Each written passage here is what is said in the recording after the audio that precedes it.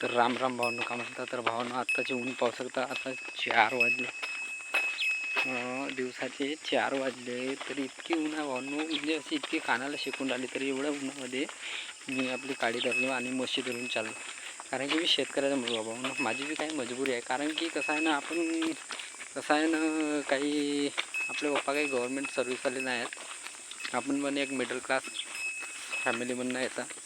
तर आपला बी जो आहे तोच काम करतो.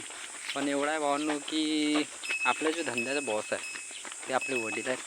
आणि मेन सांगायचं तात्पर्य तर इतका झाला की एवढी ऊन पण आहे, पण आपल्याला ऊनशी बी लेणं देणं गेलं नाही.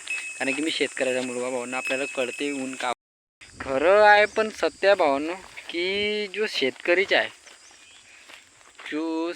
आहे तो संपूर्ण देशाला म्हणा पालणारा शेतकरीच आहे ना. खरं तर इतकं सत्य आहे की शेतकरी असतो त्याला कष्ट करावं लागते भावांनो.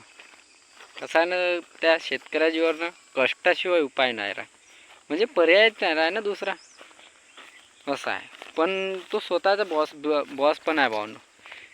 हे फसल देखता भावांनो माझ्या मगा इथं शेतकऱ्याची 3 महिने केले कष्ट, लागलेली मेहनत ती सगळी आहे भावांनो. मी समजतो एक शेतकऱ्याचा मुलगा भावांनो किती मेहनत करावं लागते, का करावं लागते नाही का, किती ऊन झेलावं लागते तो आपल्याला माहीत आहे. कारण की आता 4 वाजले, मी या एवढ्या उन्हामध्ये म्हशी सोडलो. कारण की पण शेतकऱ्याचा मुलगा भावांनो आपल्याला समजते, आपण म्हशी नाही नेला तर त्याला नाही दिला तर आपल्याला काम मिळणार. आपण दूध उत्पादक शेतकरी आहे भावांनो, आपल्याला म्हणजे सगळ्या गोष्टीची जाणीव आहे, सगळे कळते भावांनो.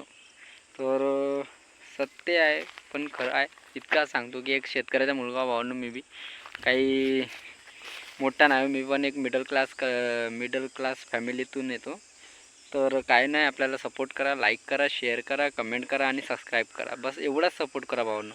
आणि तुमच्याच सपोर्टनं आपण पुढं वाढत चाललो, तर असाच अजून वाढत चालू. तर राम राम भावांनो.